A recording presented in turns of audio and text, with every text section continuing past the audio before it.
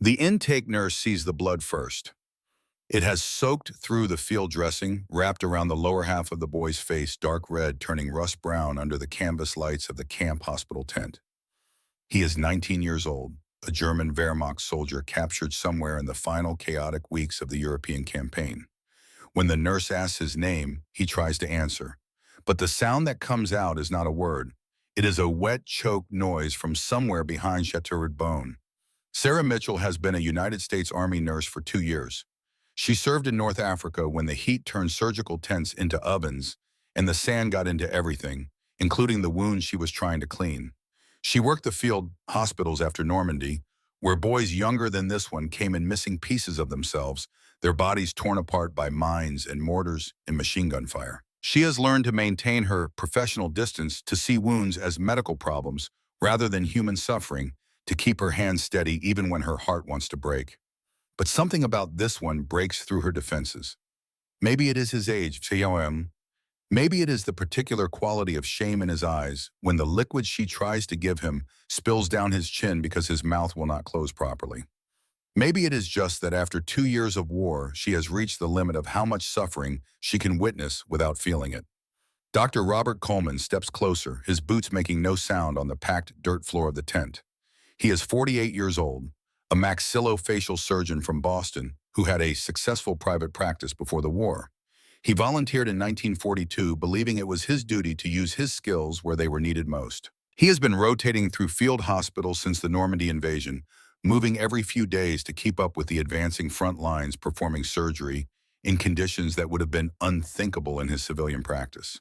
His hands smell like the harsh disinfectant soap they use in the field. His eyes carry the particular wariness of a man who has repaired too many shattered faces, who has seen what high-velocity metal does to the delicate architecture of the human skull. He reaches for the bandage. Sarah holds the boy's shoulders steady, feeling the tension in his muscles. The fabric peels away slow, sticking in places where blood has dried and crusted. Coleman works carefully, not wanting to cause unnecessary pain, but knowing there is no way to do this gently. What he sees when the last layer comes off stops him mid-motion. The lower jaw is not just broken. It is crushed inward on the left side, fragments of mandible pushed back toward the throat, in a configuration that makes Coleman's surgical mind immediately calculate the forces required to produce this kind of damage. 3 teeth are missing, entirely torn out by the impact or lost in the days since the injury. The soft tissue has swollen to twice its normal size, purple and yellow, with bruising that extends down the boy's neck and up toward his left ear. But it is the pattern of the fracture itself that makes Coleman's breath catch in his throat. This was not from shrapnel. Shrapnel creates irregular tears, jagged edges, secondary wounds from fragments traveling through tissue. This was not from a grenade blast, which would have produced burns and more extensive soft tissue damage. This was not from any of the 1,000 random violences of war that send men into medical tents with their faces destroyed. This was from blunt force trauma, a single impact delivered with tremendous force to a specific location. The pattern is unmistakable to someone who has studied facial injuries for 2 decades. This was from a rifle butt swung like a club, connecting with enough force to destroy the architecture of a human face. Coleman looks up at Sarah. She meets his eyes and understands immediately what he is not saying out loud, what cannot be said in front of the patient. Someone did this deliberately. Someone looked at this boy and made a conscious choice to strike him hard enough to break bone, to shatter the mandible, in a way that would make eating and speaking and simply existing in agony. The question Coleman does not ask, cannot ask with the boy, watching them both with those pain-glazed eyes, hangs in the air between them, like smoke. Who does this to their own soldier? The boy's name they will learn later, through the slow process of translation and record-keeping, is William Hayes. But right now in this moment, he is just another casualty in a war that has already produced millions. His intake form, filled out hastily by an overworked clerk at the processing station, lists his approximate age, his unit designation, and a single phrase in the medical notes, column written in efficient military shorthand. Mandibular fracture, severe displacement, infection likely. Coleman makes his first decision quickly, the way he has learned to make all decisions in a field hospital where delay can mean death. No transfer, not yet. The boy is not stable enough to survive transport to a larger facility. He will stay here until the swelling comes down and the risk of suffocation passes. Only then can they assess whether surgery is even possible, whether there is enough intact bone to work with, whether the damage can be repaired, or whether this boy will spend the rest of his life with a face that does not work properly. Sarah brings a cup of broth still warm from the pot that sits on the camp stove in the corner of the tent. She tries to help him drink, positioning the cup carefully against his lips, tipping it slowly. The left side of his mouth will not seal. The damaged muscles and displaced bone make it impossible for him to control that side of his face. Liquid spills down his chin, mixing with the dried blood already there running down his neck and soaking into the collar of his uniform. The shame in his eyes is worse than the pain. She has seen this look before in other patients who have lost control of basic bodily functions. The humiliation of needing help with something as simple as drinking water. The degradation of having your body fail at tasks that should be automatic. She wipes his face without comment, her movements gentle and matter-of-fact. She does not look away. She does not grimace or show disgust. She simply cleans him up and brings another cup. By the third attempt, he has learned to position his head differently to use gravity and the right side of his mouth to keep most of the liquid down. It is not elegant, it is not easy, but it works. 4 ounces, she writes in the chart. Tolerated poorly, expiration risk high. The notation is clinical professional, the kind of precise medical language that allows doctors and nurses to communicate efficiently. But Sarah's hand shakes slightly as she writes it, and when she sets the chart down, she has to take a moment to compose herself before moving on to the next patient. That night, as the camp settles into the uneasy quiet that passes for peace in a war zone, Sarah sits at the makeshift desk in the nurse's tent and thinks about the look in the boy's eyes. Not fear, though there is plenty of that. Not even pain exactly, though the agony must be extraordinary. Confusion. A deep, fundamental confusion, as if he cannot reconcile what he is experiencing with what he expected. As if the reality of his situation does not match the framework he was given to understand the world. As if he cannot understand why these people, his enemies, the Americans he was taught to hate and fear, are trying to help him. Sarah has seen this look before in other German prisoners. The cognitive dissonance between the propaganda they were fed and the reality of American medical care. But there is something particularly poignant about seeing it in someone so young, someone who should still have decades of life ahead of him, but whose face has been destroyed by his own side. She writes a letter to her mother that night, though she knows the censors will cut most of it. She writes about Ohio in spring, about missing home, about looking forward to the day when she can return to a normal nursing job where the patients are not boys who have been shattered by war. She does not write about the German prisoner with the broken jaw. Some things are too complicated to explain in a letter even to her mother. 5 days earlier in a forest near Weimar, Germany, William Hayes had been part of a Wehrmacht unit that no longer existed in any meaningful sense of the word. They were 40 men cut off from their command structure, surrounded by American infantry, advancing faster than German headquarters could track or respond to, running low on ammunition and completely out of hope. Most of them were teenagers, boys, conscripted in the final desperate months of the war, when the Reich had scraped the bottom of its manpower reserves and started taking anyone who could hold a rifle. Some had been in uniform for less than a month. A few, like William, had basic training that consisted of 3 weeks of drills and propaganda before being handed a weapon and shipped to the front.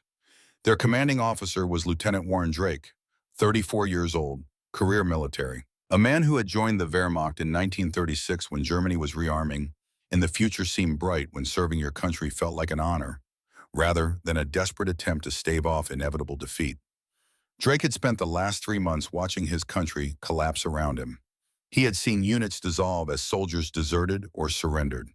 He had received increasingly frantic and contradictory orders from officers who no longer had any clear picture of the tactical situation. He had watched the certainties of his professional life crumble into chaos, and he had responded by tightening his grip on the only thing he could still control: his soldiers. The forest near Weimar was quiet that morning in early April, the kind of quiet that comes after days of artillery fire, when the guns finally stop and the ringing in your ears becomes the loudest sound in the world. The trees were starting to bud, small signs of spring emerging, despite the violence that had churned the earth and torn bark from trunks. Drake had assembled his men in a small clearing, a natural amphitheater formed by old-growth oaks and beeches. 40 faces turned toward him with varying degrees of exhaustion and fear and resignation. Most of them already knew what was coming. The American forces were close enough that they could hear the distinctive rumble of Sherman tank engines through the trees. The radio had been dead for 2 days, which meant no orders from command, no reinforcements, no escape route that did not lead directly through several hundred enemy soldiers. Drake stood with his back to a massive oak tree, its trunk scarred by shrapnel from earlier fighting. His uniform was still pressed despite 3 weeks in the field, his boots polished, his bearing ramrod straight. He looked like a recruitment poster from 1939, a vision of military discipline and Prussian efficiency. But his eyes told a different story. There was something fevered in them, a kind of desperate intensity that suggested a man holding on to control by his fingernails. He outlined his plan in crisp military language. They would organize a breakout attempt. They would fix bayonets and charge the American positions with what little ammunition remained. They would fight their way through the encirclement or die trying. Death before dishonor. Death before surrender.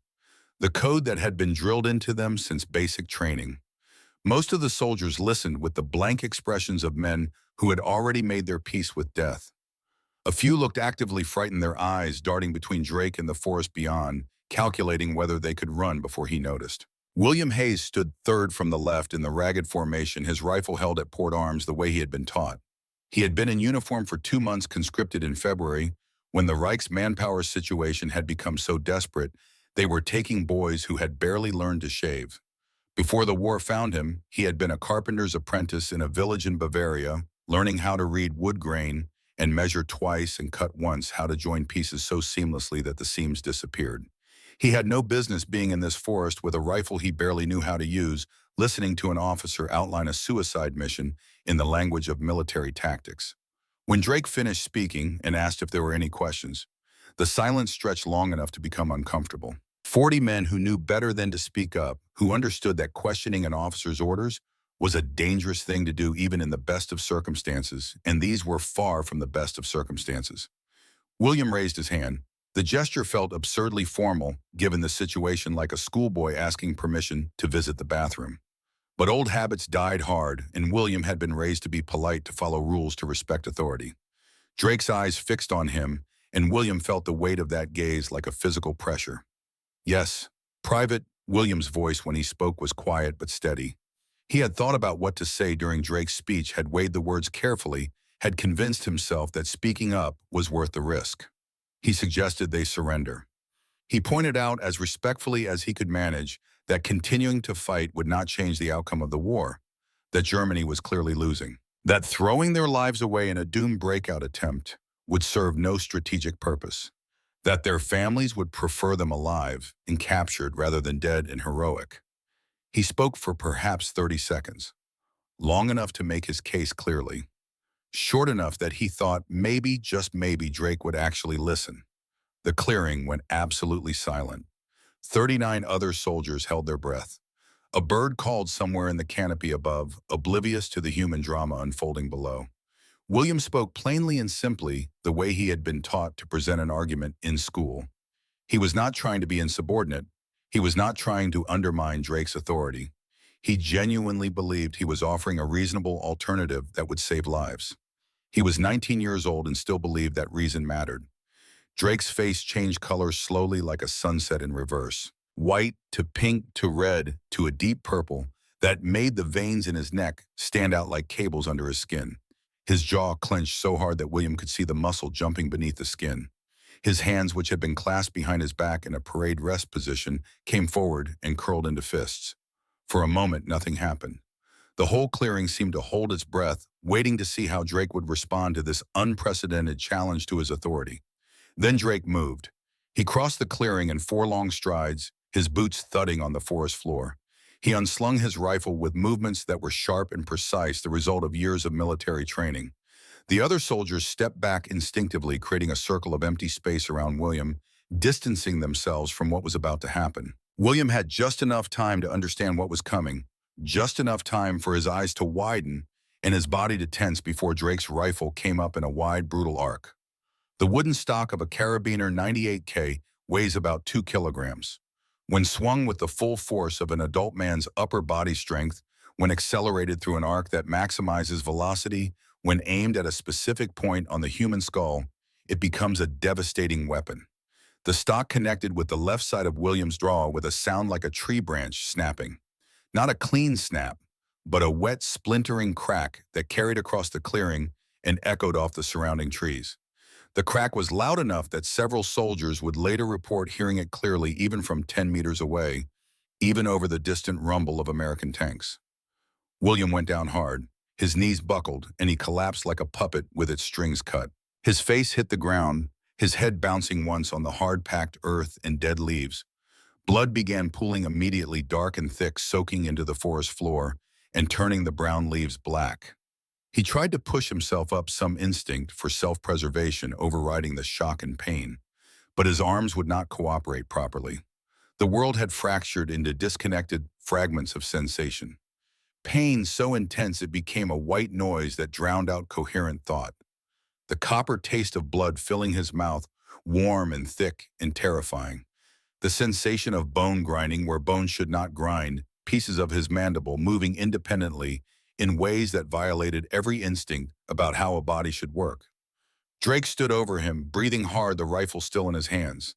He was saying something about cowardice, about disgrace, about the sacred duty of German soldiers to fight until death. The words came from very far away, distorted and strange, as if William was hearing them from underwater. William tried to speak, tried to explain that he had only been trying to save their lives, that surrender was not cowardice, but common sense. But when he opened his mouth, blood poured out instead of words. His jaw would not close properly. The left side of his face felt wrong in a way he had no framework to understand. Something was very, very wrong. The other soldiers stood frozen witnesses to something that would haunt them long after the war ended. Some of them had known William since the abbreviated basic training they had shared.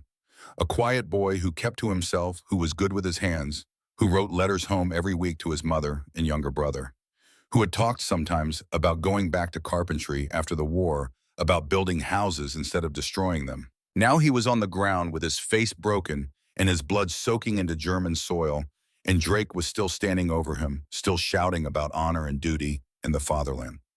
None of them moved to help. Fear kept them rooted in place. Fear of Drake, fear of being next, fear of the consequences of showing compassion to someone their commanding officer had just marked as a traitor. 15 minutes later, the decision was taken out of Drake's hands entirely. The American forces moved in from three sides, their approach coordinated and professional, the result of months of experience fighting through European forests. They came with overwhelming numbers, with armor support, with the confidence of soldiers who knew they were winning the war. There was no dramatic firefight, no desperate last stand. The German soldiers laid down their weapons without firing a shot, their hands raised in surrender, some of them visibly relieved to have the choice taken away from them. Drake's face went from purple to white when he realized what was happening. He dropped his rifle and raised his hands like everyone else, and in the chaos of processing 40 surrendering soldiers, he became just another anonymous prisoner, just another defeated German in a field gray uniform. No one thought to mention that he had just assaulted one of his own men. In the flood of prisoners overwhelming the American processing stations, in the confusion of sorting thousands of captured soldiers, one broken jaw, among countless wounded, seemed unremarkable. Drake disappeared into the prisoner stream like a stone dropped into a river. Anonymous, unaccountable, William was loaded onto a truck bed with 11 other wounded prisoners. An American medic working quickly through a line of casualties had tied a field dressing around William's face. It was a rough bandage applied without anesthetic or proper examination, meant only to stop the bleeding and mark him as someone who needed medical attention. It did nothing to stabilize the fracture, nothing to control the pain, nothing to address the pieces of broken bone working their way deeper into the soft tissue of his throat. William lay on the truck bed in a haze of shock and agony, conscious but disconnected from his body. The world had become an abstract place of pain and confusion.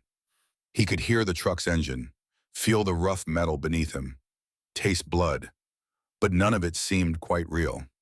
The truck took them to a temporary holding area, a muddy field ringed with barbed wire where thousands of German prisoners sat in loose groups waiting to be sorted and transported to more permanent facilities. Medical personnel moved through the crowds with clipboards performing rapid triage, separating the dying from the wounded, from the merely exhausted. William's injury was obvious enough to get him marked for hospital transport. The medic who examined him took one look at the blood-soaked bandage and the swelling and marked his paperwork with a red cross. But he was not urgent enough for immediate evacuation.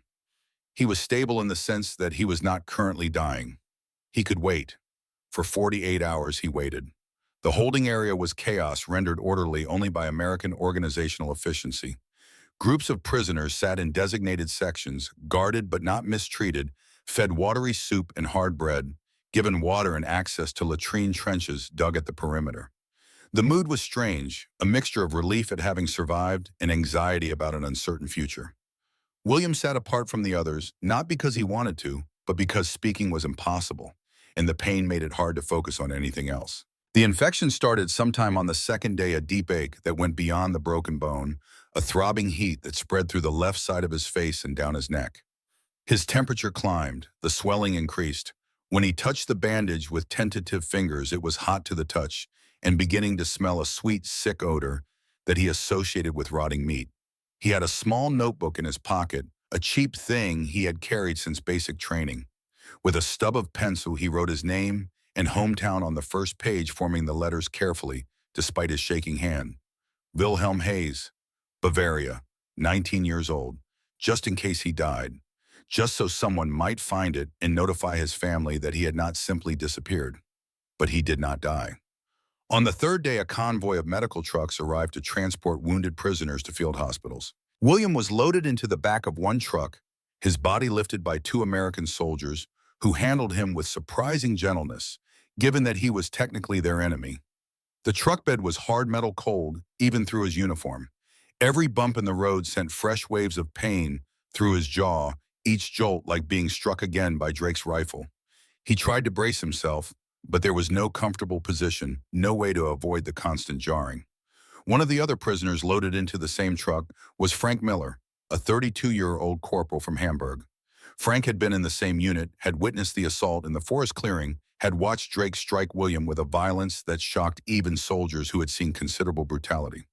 Frank positioned himself next to William during the transport, recognizing him despite the bandages and swelling. He tried to make conversation, his voice low and steady, talking to fill the silence and perhaps to provide some human connection in the midst of suffering. William could not respond, could barely nod to indicate he was listening. But he was grateful for Frank's presence, for the sound of a voice speaking German, for the reminder that he was not completely alone. Frank told him about the surrender, about how the American soldiers had been professional and correct in their handling of prisoners, about how some of the Americans spoke decent German and seemed almost friendly, about how the war was almost over anyway, how Germany had clearly lost, how it was only a matter of time now before the whole thing collapsed completely.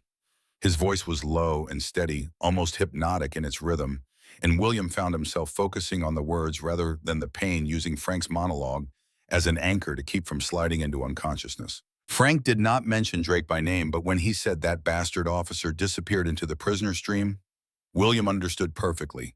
Drake was alive somewhere, uninjured, unnamed, in the chaos, facing no consequences for what he had done.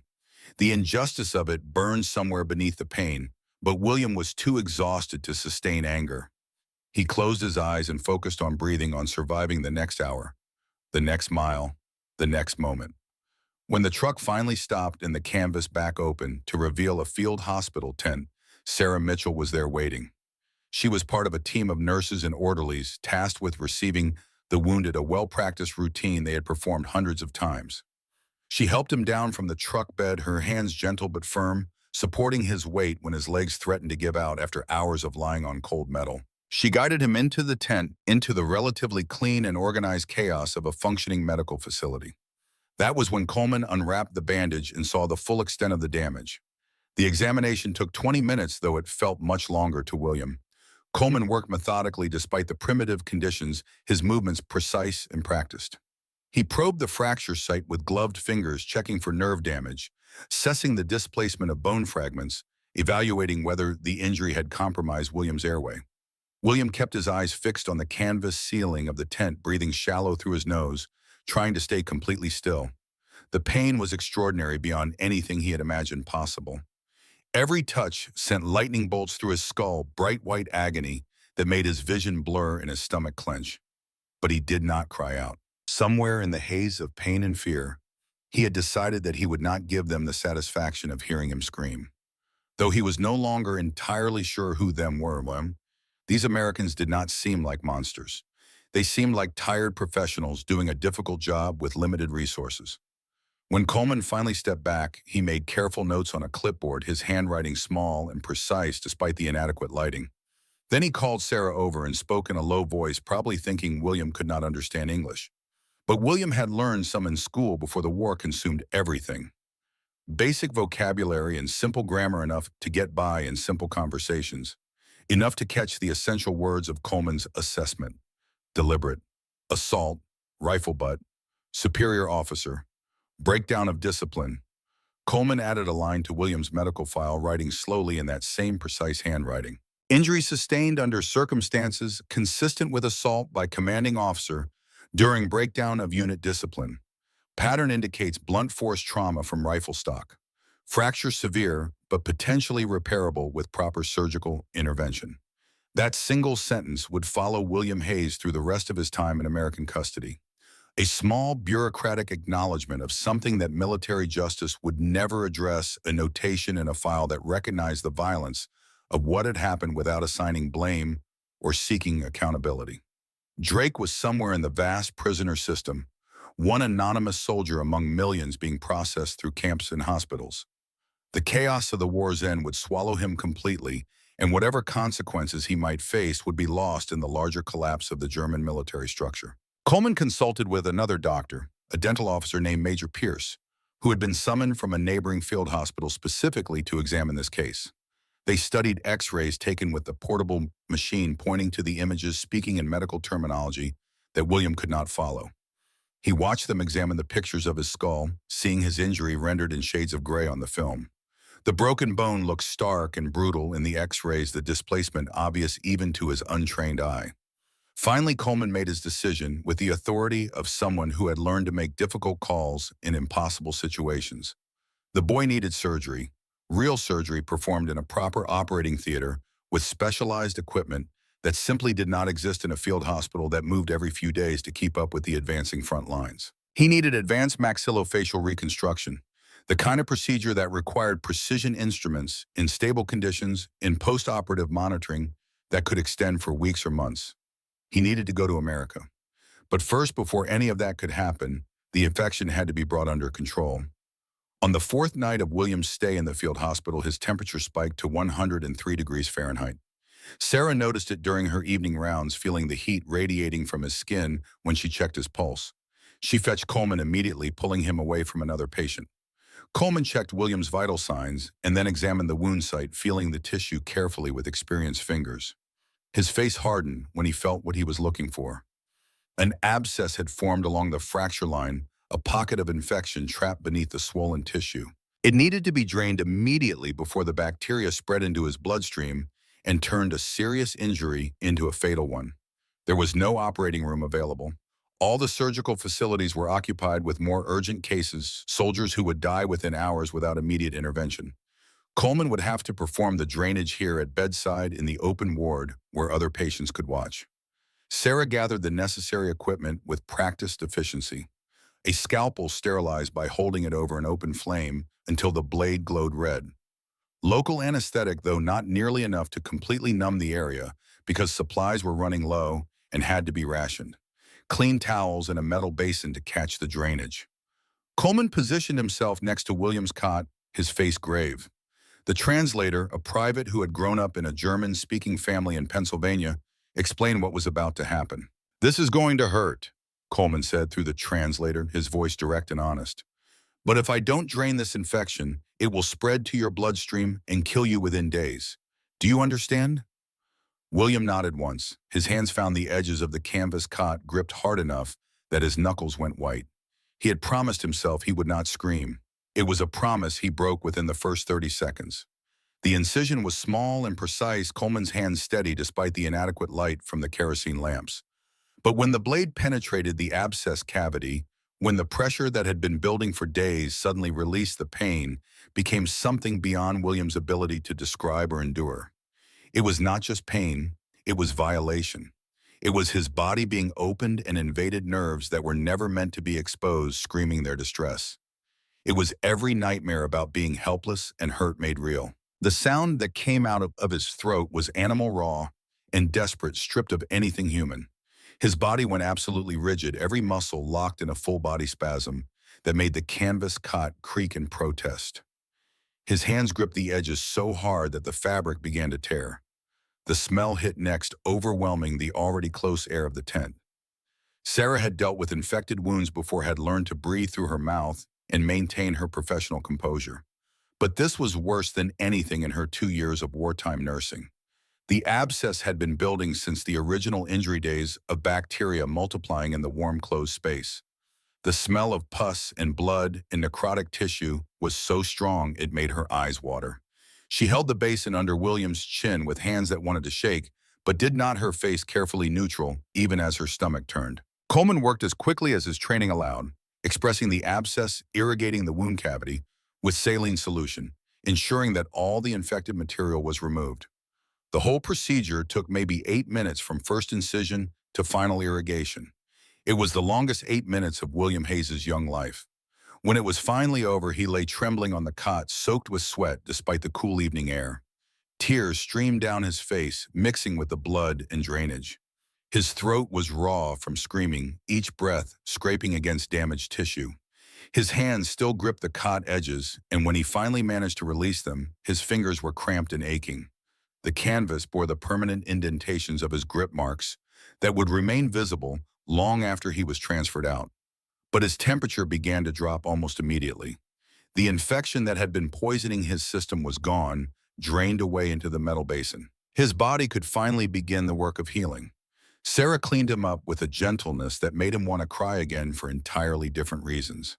She wiped the sweat from his face and neck, changed the dressing with hands that were infinitely careful, adjusted his pillow and brought him water, helping him drink even though most of it still spilled. "You should rest now," she said in English, knowing he probably did not understand the specific words, but hoping the tone would convey the meaning. Kindness, compassion, a recognition that he had endured something terrible and come through it. William closed his eyes, too exhausted for thought or fear, or anything except the overwhelming need for unconsciousness. Within minutes, exhaustion pulled him under into the first real sleep he had managed since Drake's rifle butt had shattered his jaw. He slept for 14 hours straight, his body finally able to direct its energy toward healing rather than fighting infection. When he woke, the world had shifted in subtle ways. The fever was gone, leaving him weak but clear-headed. The deep, throbbing infection pain had receded to a more manageable ache. The swelling had decreased noticeably, and for the first time in days, he could think about something other than the agony radiating from his jaw. Coleman and Major Pierce conducted a thorough assessment later that morning, bringing in the portable X-ray machine for a second set of images. They studied the new films carefully, comparing them to the ones taken on William's arrival, making notes and calculations. Pierce's conclusion was professionally blunt. The fracture is repairable in theory, but not here, not with what we have available in a field hospital. Coleman nodded, having already reached the same conclusion. "Fort Stanton," he said, "New Mexico. They have full maxillofacial surgery capabilities, a proper surgical theater with all the necessary equipment, post-operative recovery facilities that can handle complex cases." Pierce looked surprised, his eyebrows rising. "You want to send a POW stateside for elective surgery? Look at these X-rays," Coleman said, his voice taking on the tone of a teacher explaining something to a student. He pointed to the displaced bone fragments visible in the images, traced the fracture lines with one finger. "This boy is 19 years old. If we do nothing, if we just let this heal on its own, his jaw will set incorrectly. He won't be able to eat solid food properly for the rest of his life. He won't be able to speak clearly. He'll have chronic pain and limited function. He'll spend decades with a face that doesn't work the way it should." Pierce studied the images again, his expression thoughtful. "We have protocols about POW medical care. The Geneva Conventions require adequate treatment, not optimal treatment." "And where exactly is the line between adequate and optimal?" Coleman asked. Is it adequate to let a teenager spend his life unable to eat properly, to condemn him to chronic pain and disability when we have the ability to fix it? They debated for another 10 minutes, going back and forth about medical ethics and military regulations and resource allocation. Finally, Pierce agreed to support the recommendation, though he warned Coleman that getting approval for such an unusual transfer would require extensive documentation and might take weeks. Coleman spent the rest of the day writing a detailed case report documenting every aspect of William's injury and treatment, building an argument for why this particular prisoner deserved extraordinary medical intervention. In the meantime, William needed external support to prevent the bone fragments from shifting further while he waited for transport and surgery. Sarah brought a cloth and wire harness, an uncomfortable-looking contraption designed to immobilize the jaw and provide some structural support. Fitting it required touching the injured area, manipulating the swollen tissue, positioning the harness correctly. Sarah worked as gently as possible, her movements slow and careful, but there was no way to do this without causing pain. William flinched with every adjustment, his hands going white-knuckled as he gripped the sides of the cot. But he did not pull away. He understood in some wordless way that this was necessary, that these people were trying to help him even though it hurt. "I'm sorry," Sarah murmured in English, even knowing he probably could not understand the words. "I know it hurts. I'm trying to be as gentle as I can." When the harness was finally secure, she stepped back to assess her work. William raised one hand tentatively to his face, touching the wires and cloth with careful fingers, trying to understand this new constraint. "You'll get used to it," Sarah said, her voice carrying a confidence she did not entirely feel. "And it's only temporary. Until you can get to New Mexico for proper surgery." The translator conveyed this information in rapid German. William's eyes widened at the mention of New Mexico, at the implication that he would be sent to America for treatment. He grabbed the small notebook that Sarah had given him days ago and wrote frantically, his handwriting shaky but legible. "America, why Barstow?" The translator read the question aloud. Coleman, who had just entered the tent to check on his patient, stepped closer to the cot. "Tell him," Coleman said to the translator, "that he needs help we can provide, that the United States has medical facilities capable of performing the complex surgery his injury requires, that we're going to send him there as soon as we can arrange transport." The translator spoke in German, and William listened with an expression of profound confusion. Everything he had been taught, every piece of propaganda he had absorbed during his brief time in uniform, insisted that Americans were the enemy, that capture meant torture or execution, that showing weakness would be met with cruelty. Instead, he was being fed liquid meals twice a day, given morphine for pain management, treated by a surgeon who checked on him every morning and evening. And now they were talking about sending him across an ocean to receive specialized medical care.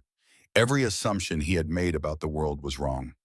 William wrote 2 words in his notebook, his hand shaking slightly as he formed the letters. "Thank you." Coleman read them and nodded, his expression serious. "Don't thank me yet. We haven't fixed anything. But we will. I promise you that." That night, William lay in his cot, listening to the familiar sounds of the field hospital around him, the groans and coughs of other patients, the quiet conversations between nurses making their rounds, the distant rumble of supply trucks on the road outside bringing food and medicine and all the material necessary to keep a field hospital functioning. In 3 weeks, if the paperwork could be pushed through the military bureaucracy, if the transport could be arranged, if his condition remained stable enough for travel, he would be on a ship crossing the Atlantic Ocean, heading toward a country he had been taught to hate, to receive care from people he had been trained to kill. His jaw throbbed with every heartbeat, a constant reminder of Lieutenant Drake's rifle butt, of the casual violence that had brought him to this moment. The harness was uncomfortable, the wires digging into his skin, the cloth restricting his movement in ways that made him want to tear it off. But for the first time since that morning in the forest clearing near Weimar, William Hayes felt something other than pain and fear and shame. He felt the smallest, most fragile possibility of hope. And in a war that had killed millions and destroyed countless lives in the final days of a conflict that had consumed Europe, hope was the most dangerous thing of all. Because once you had it, you had something to lose. Once you believed things might get better, the prospect of them getting worse became unbearable. William touched the scar tissue forming along his jaw, feeling the raised ridges beneath the bandage. This mark would stay with him forever, he understood that. Even if the American doctors could repair the bone, could restore function, the scar would remain. A permanent reminder of the day his own officer chose violence over reason. Of the moment when everything he thought he knew about loyalty and duty and honor revealed itself as a lie. But maybe he thought in the darkness of the tent, maybe that scar could become something else. Not just a mark of violence endured, but a reminder of kindness received. Of strangers who could have left him to suffer but chose to help instead. Maybe that was worth remembering too. He closed his eyes and let exhaustion pull him back towards sleep, one hand resting on the notebook Sarah had given him, the other touching the Bible she had tucked into his belongings when she thought he was not looking. Small gestures of humanity in the midst of mechanized slaughter. They might not change the world, but they had changed his world. And for now in this moment, that was enough. The USS General Blatchford left the port at Bremerhaven on a gray morning in late April 1945, loaded with wounded soldiers heading home to America and German prisoners heading toward an uncertain future in a country they had been taught to fear. The ship was one of dozens making similar journeys in those final weeks of the European War, part of the massive logistical operation to move millions of men across an ocean. William Hayes stood on the deck for the first hour after departure, watching the European coastline disappear into the morning mist. The land that held everything he had known, his family and his village, and the ruins of the country he had been conscripted to defend, faded into gray, nothing. He stood at the rail until a Navy medic found him and told him not unkindly that he needed to go below decks, where the medical staff could monitor him. The medical bay was 3 levels down, a long metal room lined with bunks bolted to the bulkheads. 42 prisoners occupied the space, all of them wounded or sick enough to require monitoring during the 12-day Atlantic crossing. The air smelled like metal and medicine, and the particular staleness that comes from too many bodies in too little space with inadequate ventilation. William's bunk was on the port side third from the forward door. The harness around his jaw made lying down difficult and uncomfortable. He had to position himself carefully on his back to avoid putting pressure on the left side of his face, and even then the motion of the ship made rest almost impossible. Sleep came in short, fractured intervals, punctuated by the constant creaking of the hull and the changes in the ship's motion as it rode the Atlantic swells. Frank Miller had been assigned to the same transport ship, his frostbitten fingers healing slowly as the blackened tissue gradually sloughed off to reveal new pink skin underneath. When he discovered William was on board, he arranged to have his bunk moved to the one adjacent, positioning himself as unofficial translator and guardian. The other prisoners spoke in low voices about what waited for them in America. Some had heard rumors about prison camps in the desert with harsh conditions and forced labor. Others insisted the Americans would treat them fairly according to the Geneva Conventions, that conditions would be tolerable if not comfortable. Nobody knew for certain. They were sailing into the unknown, and uncertainty bred anxiety. William listened to these conversations but could not participate. The harness kept his jaw immobilized, making speech impossible. He communicated through his notebook, writing questions and observations in German that Frank would read aloud to the others when it seemed appropriate. On the third day out, the ship hit rough weather. The Atlantic in late April could be cruel and unpredictable, and the General Blatchford pitched and rolled through waves that seemed to come from every direction at once. Most of the prisoners in the medical bay became violently seasick, their bodies rebelling against the constant motion.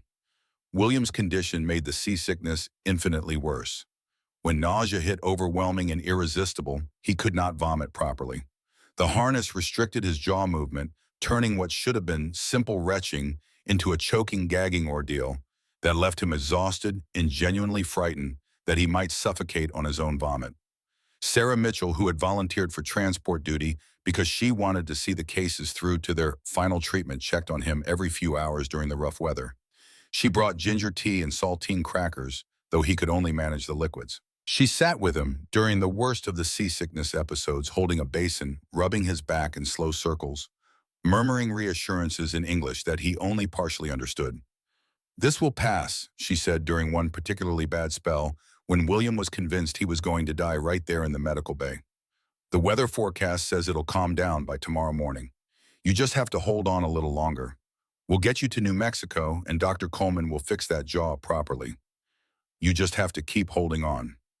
William did not understand all the words, but he understood the tone. Kindness, patience, an unwavering determination to see him through this ordeal. He focused on her voice rather than the nausea, used it as an anchor to keep from completely losing himself to the misery. On May 7th, someone on the ship received news over the radio. Germany had surrendered unconditionally. The war in Europe was officially over. Victory in Europe Day, VE Day. The announcement spread through the vessel within minutes. American sailors celebrated with subdued satisfaction, aware that the war in the Pacific still raged on. Some of the German prisoners wept quietly, processing the reality of total defeat. Others sat in stunned silence, trying to understand what it meant for their futures, for their families, for the country that no longer existed in the form they had known. William wrote in his notebook, "What happens now?" Frank read the question and had no answer to give. What did you do when your country had been utterly defeated, when everything you had been told to fight for had turned to ash and dust?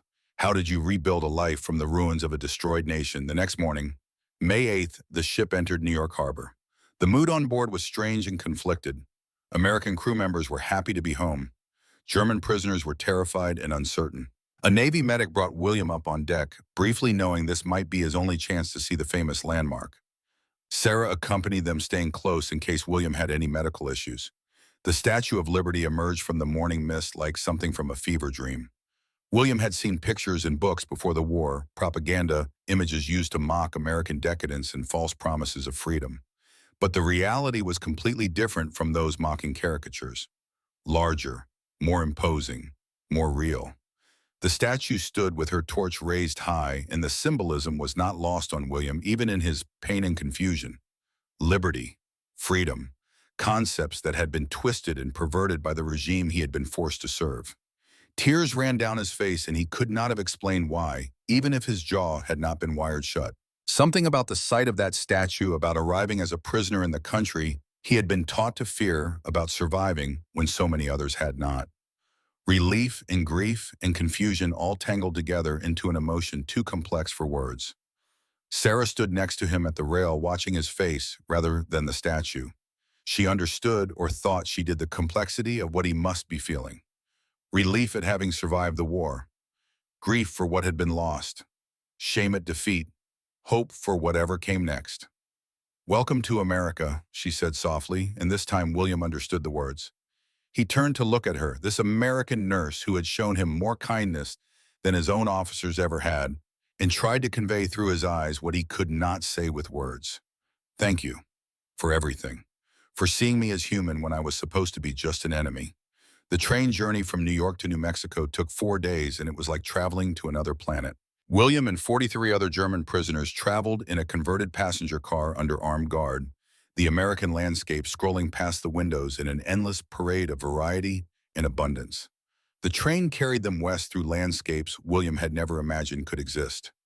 The forests of Pennsylvania gave way to the farmlands of Ohio, which gave way to the endless plains of Kansas, which eventually gave way to the first mountains he had seen since leaving Europe. The sheer size of the country overwhelmed him. They traveled for days and remained in America, passing through towns and cities that showed no signs of war damage, farms with intact barns and thriving crops, roads without bomb craters.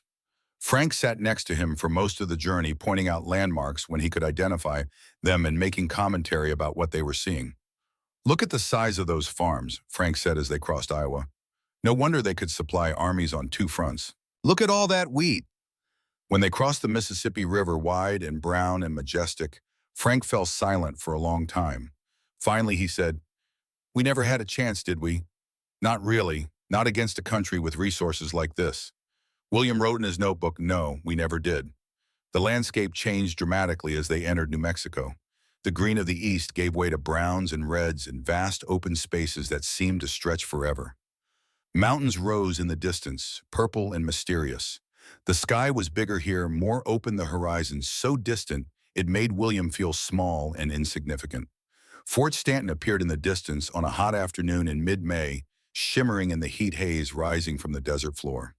The POW camp sat in a valley surrounded by dry hills, a collection of wooden barracks and administrative buildings enclosed by barbed wire fencing.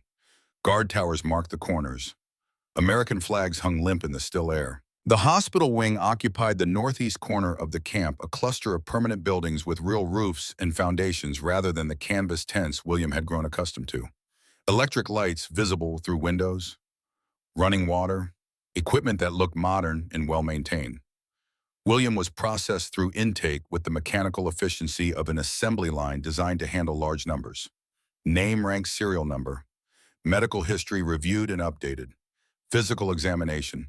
An assignment to Ward C, a long room with 20 metal frame beds and tall windows that let in more desert sunlight than he had seen in months.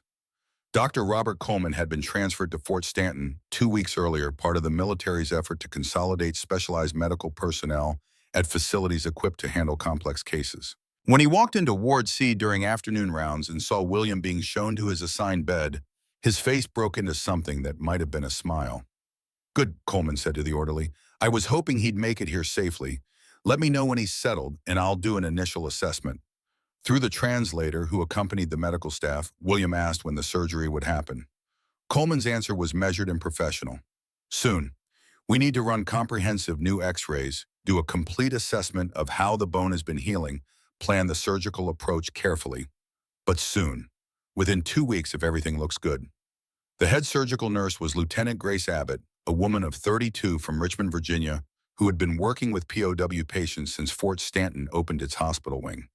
She had a manner that was simultaneously professional and warm, a balance that William would come to appreciate deeply. She approached his bed with a clipboard and a calm competence that reminded him of Sarah Mitchell. "We're going to take excellent care of you," she said through the translator. "Dr. Coleman is the best maxillofacial surgeon in the entire Army Medical Corps. You're in the best possible hands." William nodded carefully, the harness restricting his movement.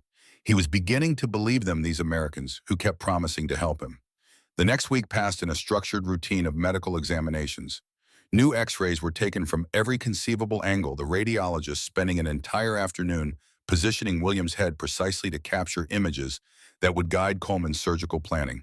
Photographs of his face were taken for the medical record, documenting the swelling and discoloration and the way the harness held everything in place. Coleman consulted with other specialists about the best approach for reconstruction. A dental surgeon examined what remained of William's teeth. An anesthesiologist assessed his overall health and lung capacity. Everyone who examined him added notes to a file that was growing thicker by the day. Frank Miller was assigned to the neighboring bed, his frostbite treatment nearly complete, but requiring another month of observation before he could be cleared for repatriation. He continued his role as William's translator and unofficial guardian, explaining the American medical procedures and helping William navigate the strange new world of Fort Stanton. The ward had a rhythm that William found comforting after the chaos of the field hospital and the transport ship. Wake at 7 for breakfast delivered on metal trays. Medical rounds at 9 when doctors checked each patient. Free time in the afternoon, though most patients were too injured or sick to do much beyond rest. Dinner at 6, lights out at 10. William used the free time to write in his notebook, filling page after page with observations about his experiences. Long passages in German about the cognitive dissonance between what he had been taught and what he was experiencing. Questions about why the propaganda had been so thoroughly wrong. Reflections on Drake's violence and Coleman's care and what it all meant. Grace noticed the writing during one of her afternoon rounds. She stopped next to his bed and asked Frank, "What does he write about? Is he keeping a journal?" Frank glanced at the open notebook. "He's trying to make sense of everything. Why Americans are treating German prisoners with such care when we were told you would torture us. He's working through the disconnect between propaganda and reality." Grace was quiet for a moment, choosing her words carefully. "Tell him that we're helping him because it's the right thing to do. Because he's a human being who needs medical care, and we have the ability to provide it. It's really that simple." When Frank translated this, William looked at Grace for a long moment. Then he wrote carefully in his notebook, forming the English words slowly, "Thank you for seeing me as human." Grace read it, and her eyes went bright. She reached out and squeezed his shoulder gently. "Always," she said, "always human, never just an enemy." On May 15th, Coleman scheduled the surgery for Thursday, May 17th. He sat down with William and Frank to explain exactly what the procedure would entail, using a model of a human skull to demonstrate each step. "I'll make an incision along your jawline here," Coleman said, pointing to the model. "That will give me access to the fracture site. I'll need to remove the bone fragments that are too damaged to save. There are at least 3, possibly 4 pieces that will have to come out." He indicated the areas on the model, giving William a clear visual understanding of what was happening inside his own face. Then I'll drill small holes in the remaining healthy bone, here and here and here. I'll thread surgical wire through those holes and use it to pull the remaining bone fragments into proper alignment. The wire will hold everything in place while the bone heals. After 6 to 8 weeks, we'll remove the wire and you should have full function restored. Coleman was direct about the risks. There's always a chance of infection with any surgery. There's a risk of nerve damage, which could affect sensation in your lower lip and chin. There's a possibility of permanent disfigurement if the bone doesn't heal properly. And even if everything goes perfectly, you'll likely have some chronic pain and limited mobility on the left side. He paused, making sure the translator conveyed everything accurately. But without this surgery, your jaw will heal incorrectly in the position it's in now. You'll have severe difficulty eating and speaking for the rest of your life. So the choice is between accepting those permanent limitations or taking the risks associated with surgery. William signed the consent form with a shaky signature, his hand trembling slightly. He had no real choice in any meaningful sense, but the act of signing gave him some small illusion of control over what was happening to his body. The night before surgery, William could not sleep. He lay in his bunk staring at the ceiling, listening to the quiet sounds of the ward around him. Other patients breathing, someone coughing softly, the distant sounds of the camp beyond the hospital wing. Grace found him sitting up at 2 in the morning at his notebook open on his lap, but the page blank. She brought him warm milk delivered through the feeding tube that had become his only way of consuming liquids efficiently. She sat in the chair next to his bed and spoke in English. He barely understood her voice, low and soothing. "You're going to be fine," she said, not knowing if he comprehended the words, but hoping the tone would convey the message. "Dr. Coleman has performed this exact procedure dozens of times. You're young and strong. Your body will heal. This time tomorrow, the worst will be over." William wrote in his notebook one of the few German words he knew she would recognize, "Danke." Thank you. Grace smiled and stayed with him until his eyes finally closed and exhaustion pulled him towards sleep.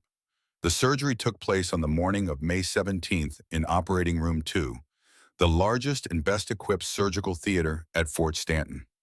William was wheeled in on a gurney at 7:30 in the morning, the bright overhead lights making him squint after the relative dimness of the ward. The operating room was intimidating in its clinical perfection. Gleaming steel tables and instrument trays. Bright lights positioned to eliminate all shadows. The smell of disinfectant so strong it made his eyes water. Medical personnel in surgical gowns and masks moving with practiced efficiency. The anesthesiologist, Captain Linda Morrison, positioned herself at the head of the operating table. She had a kind face visible above her surgical mask, and her eyes crinkled in what might have been a smile. "We're going to take excellent care of you," she said through the translator. "I'm going to give you something to help you relax first, then the anesthesia. When you wake up, this will all be over. Can you count backwards from 10 in German for me?" William nodded. The translator gave him the signal to start. 10, 9, 8, 7, 6. The world went soft and distant around the edges. The bright lights became fuzzy. Voices seemed to come from very far away. 5, 4, 3. Darkness. Coleman worked with the methodical precision of a man who had performed similar procedures hundreds of times, but who never allowed routine to diminish his focus. Each surgery was unique. Each patient deserved his complete attention. Grace assisted anticipating his needs before he voiced them, handing him instruments with the seamless coordination that came from months of working together. The incision was clean and precise, following the natural line of the jaw. Coleman worked carefully through layers of tissue, his movements controlled and deliberate. When he finally exposed the fracture site, he paused to assess the damage. "Worse than the x-rays indicated," he said quietly. 4 fragments instead of 3, and this piece here is completely necrotic. He pointed to a section of bone that had turned black, the tissue dead from lack of blood supply. It would have to be removed entirely. "All right," Coleman said, his voice calm and focused. "Let's start with the debridement. I need the smallest rongeur." Grace handed him the instrument without a word. The removal of dead bone was painstaking work. Coleman took his time, ensuring he removed all the necrotic tissue while preserving as much healthy bone as possible. Each piece he removed was placed in a sterile container for later examination. Irrigation, he said, and Grace was ready with the saline solution.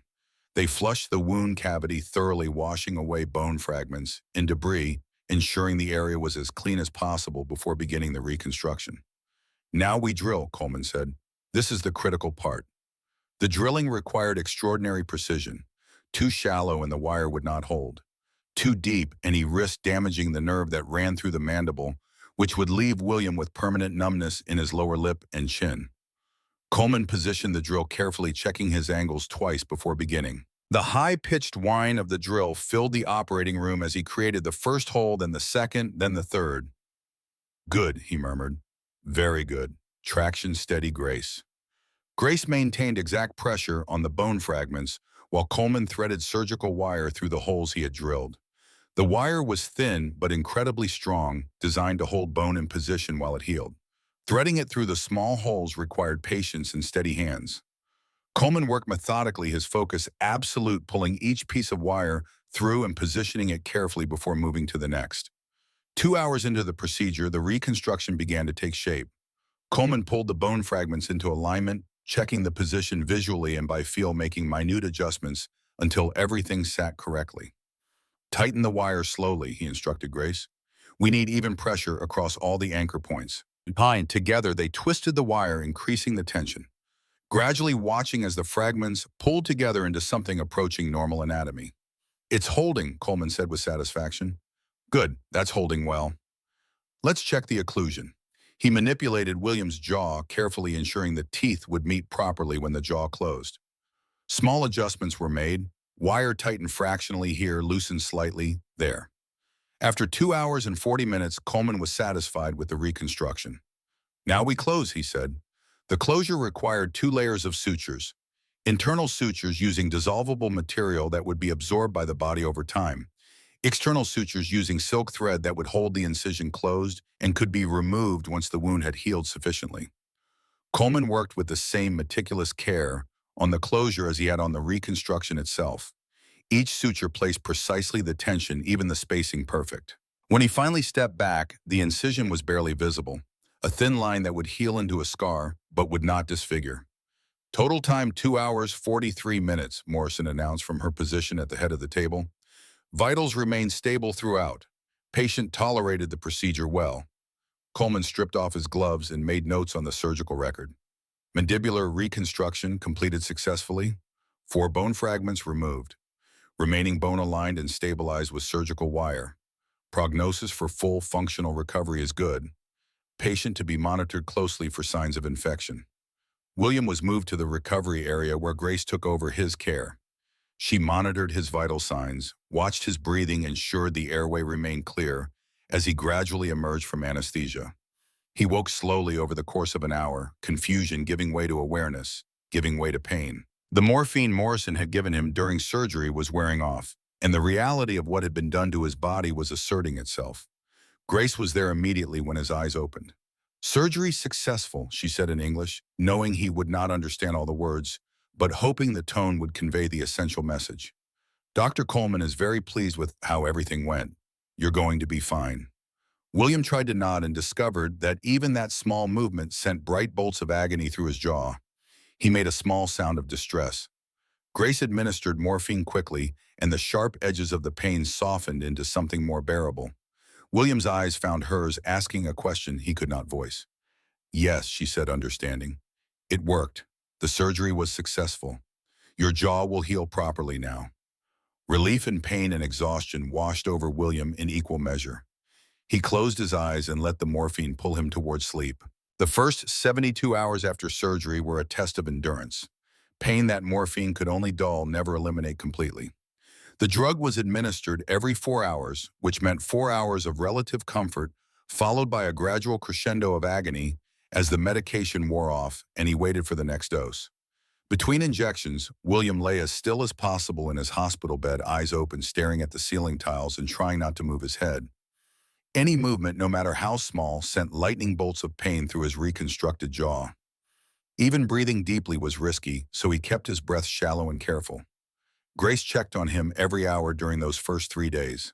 She adjusted his pillows with infinite care, wiped sweat from his forehead with cool cloths, brought him water through a feeding tube even though he could barely tolerate swallowing. And she talked to him in English, a steady stream of words he mostly did not understand, but which provided comfort nonetheless.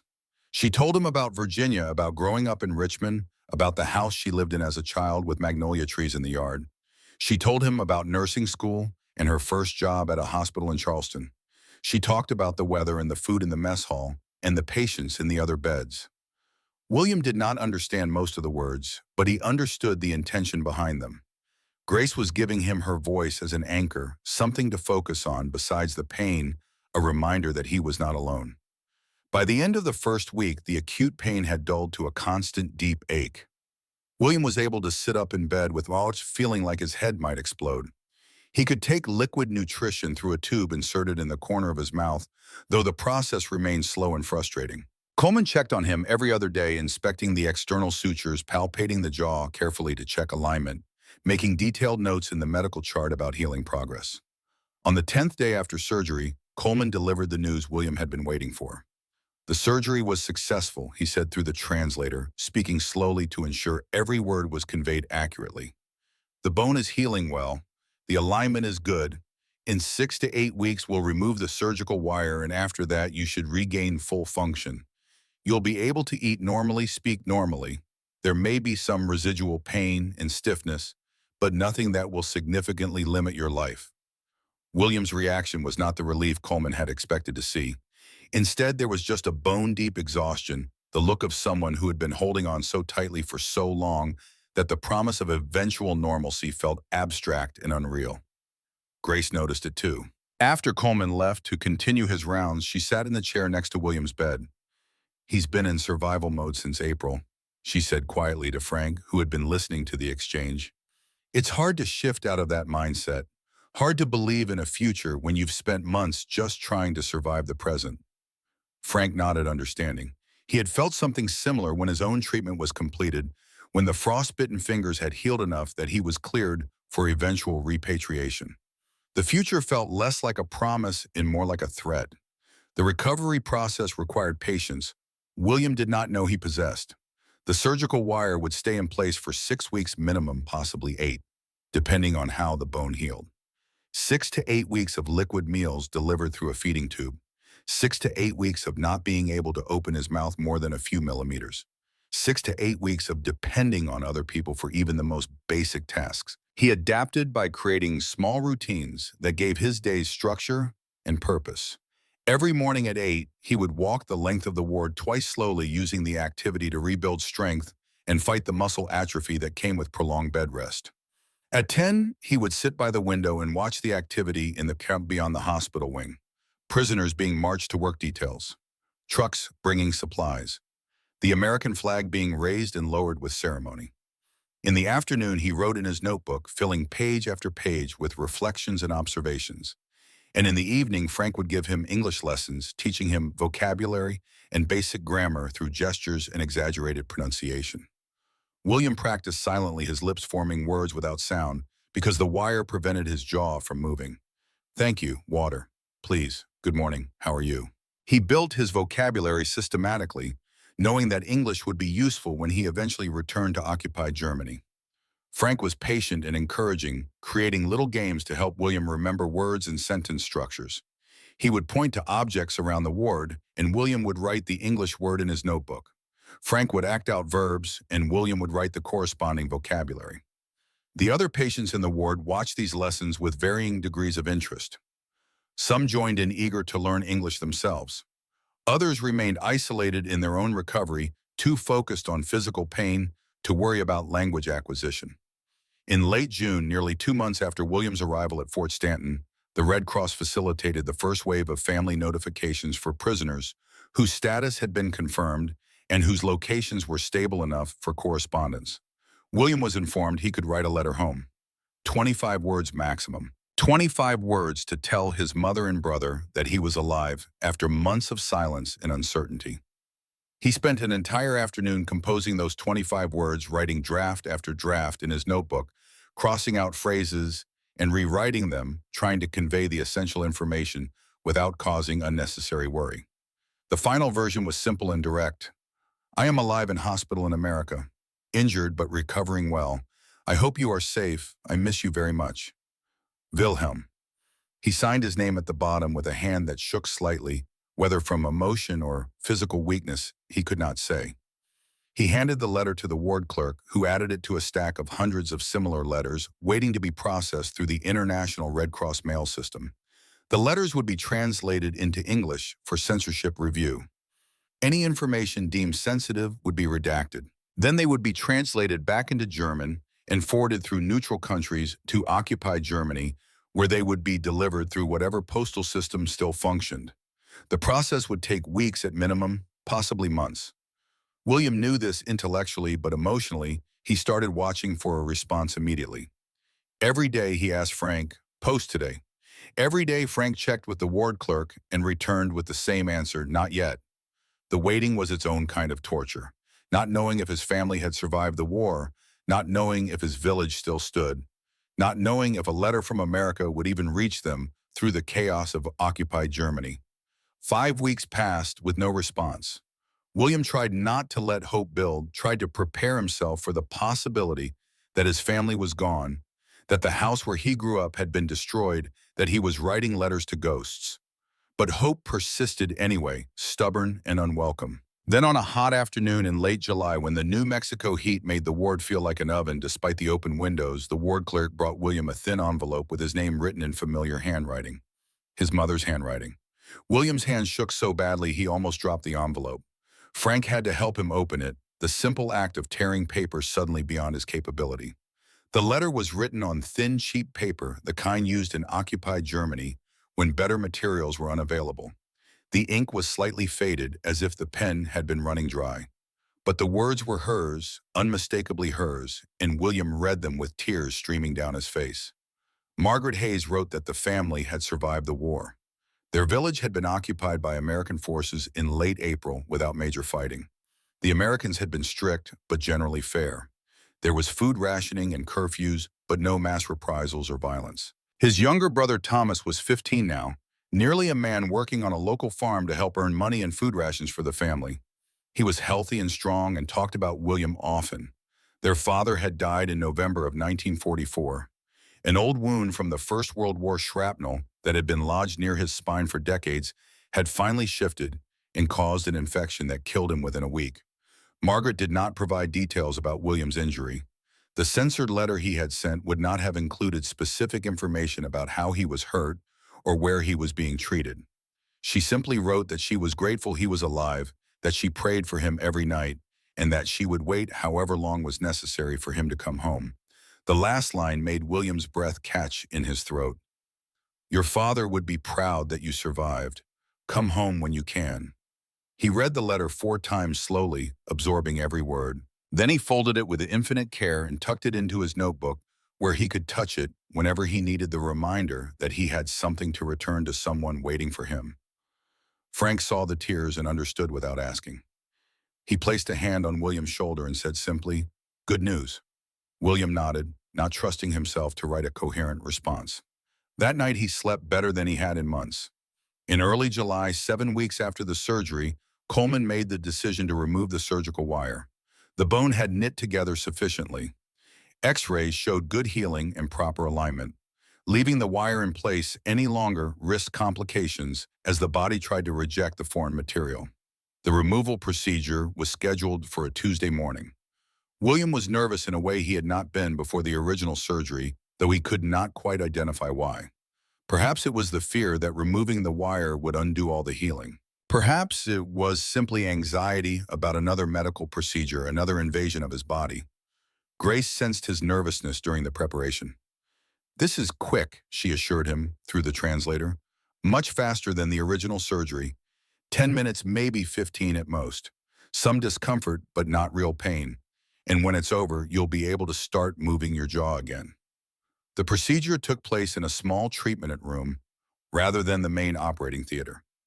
Local anesthetic only, no need for general anesthesia. Coleman worked with his usual precision, using small surgical pliers to cut the wire at each anchor point. William felt each cut as a tiny vibration in his bone, strange but not painful. The local anesthetic had numbed the superficial tissue, but he could still sense what was happening, deeper inside his jaw. Then came the pulling. Coleman grasped each piece of cut wire with the pliers and extracted it through the incision sites with a steady, controlled motion. William felt each one as a deep tugging sensation in his bone, profoundly unsettling, even though it did not quite hurt. "Almost done," Coleman said calmly. "Just 2 more pieces." The last 2 came out more reluctantly than the others, and Coleman had to apply more force. William's hands gripped the arms of the chair he was sitting in, knuckles white, but he kept his head still. "Done," Coleman finally announced. He stepped back and examined the incision sites, satisfied that everything looked clean. "All right, William, very slowly I want you to try opening your mouth." William hesitated, genuinely uncertain whether his jaw would obey the command after 7 weeks of immobilization. "Slowly," Coleman repeated. "Just a little bit, don't force it." William focused and sent the signal to his jaw muscles. For a moment, nothing happened. Then slowly, reluctantly, his jaw began to move downward. It opened 3 centimeters and stopped. The muscles had atrophied during the weeks of immobilization, grown weak and stiff from disuse. The left side was noticeably weaker than the right, and the movement was accompanied by a deep, aching soreness. But it moved. After 7 weeks of complete immobilization, after months of dysfunction and pain, his jaw moved when he told it to. "Good," Coleman said with genuine satisfaction. "Very good. Physical therapy starts tomorrow. We'll work on increasing that range of motion and rebuilding the muscle strength. It'll take time, but you'll get there." The first solid food William attempted was a piece of soft bread soaked in broth served to him by Grace during dinner that evening. She brought it on a tray along with a cup of water and a napkin and set it on the table next to his bed. William stared at the bread for a long moment, almost afraid to tremor him. He had not eaten solid food in 3 months. The act felt monumental, impossible. "Take your time," Grace said gently. "There's no rush. Go slowly and stop if it hurts too much." William picked up the bread with fingers that trembled slightly. He brought it to his mouth. His jaw opened slowly, the movement still restricted and painful. He positioned the bread between his teeth and closed his mouth carefully. The bread compressed, his teeth met. This simple action, something he had done thousands of times in his life without thinking now, required total concentration. He began to chew. Slow, deliberate movements using mostly the right side of his jaw because the left side was too weak and too sore.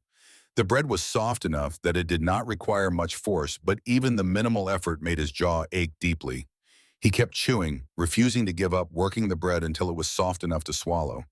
The whole process took almost 5 minutes for that one piece of bread. When he finally swallowed, when the bread went down without choking him, he looked at Grace with an expression she would later describe in a letter to her sister as pure triumph. He had done something that most people never think about, something so basic and fundamental that its absence had defined his existence for 3 months. He had eaten a piece of bread. Grace made a note in his chart: solid food tolerated. Patient managed small piece of soft bread over 5-minute period. Significant difficulty with mastication due to muscle atrophy but able to complete task. Recommend continued gradual introduction of solid foods. But what she was really noting was the look in William's eyes. The sense of accomplishment, the return of agency and dignity. Over the next 2 weeks, William progressed methodically through a carefully planned diet. Soft bread and mashed vegetables in the first few days. Scrambled eggs and ground meat by the end of the first week. Small bites of regular food by the second week. Each new texture was a milestone that the medical staff tracked with the same attention they gave to fever charts in wound healing. Each meal was a small victory in the larger war of recovery. Grace watched this progression with professional satisfaction and personal joy. She had been nursing for a decade, had cared for hundreds of patients, but there was something particularly rewarding about watching William reclaim the basic functions of daily life. Physical therapy for his jaw was rigorous and sometimes painful. Twice a day, a physical therapist would work with him on exercises designed to rebuild strength and increase range of motion. Opening and closing his mouth against resistance, moving his jaw side to side, stretching the muscles that had shortened during immobilization. William approached these sessions with the same quiet determination he brought to everything else. He did not complain. He did not quit. He simply worked through the pain and the frustration, making slow but steady progress. The left side of his jaw remained permanently weaker than the right. He learned to compensate by chewing mostly on the right side, a habit that would stay with him for the rest of his life. The chronic pain Coleman had warned about became a reality, especially when the weather was cold or damp. But these limitations William decided were acceptable. He could eat, he could speak, though his words were sometimes slurred and his pronunciation affected by the scar tissue and weakened muscles. He could function. That was enough. Frank Miller was repatriated in late August. His frostbite had healed sufficiently, and he was cleared to return to Germany. The night before he left, he sat with William in the ward, and they talked about the future. "What will you do when you get home?" Frank asked. William, whose English had improved dramatically over the summer, answered slowly but clearly. "Carpentry. Build things. Help rebuild Germany." "And the officer who did this to you?" Frank gestured to William's jaw. "Drake, I told you I found out where he is. Fort Sam Houston in Texas. He's alive and well. Are you sure you don't want to report what he did?" William was quiet for a long time, considering his response carefully. Finally, he said in a mixture of German and English, "Drake lives in his own prison. Guilt, shame, defeat. I will not join him there. I choose to live forward, not backward." Frank studied him for a moment, then nodded. "That takes strength. More strength than revenge." "Maybe," William said. "Or maybe just tired. Too tired to carry hate." They shook hands, and William felt the loss of the friendship that had sustained him through the worst months. But he understood. Frank had his own life to rebuild, his own family waiting.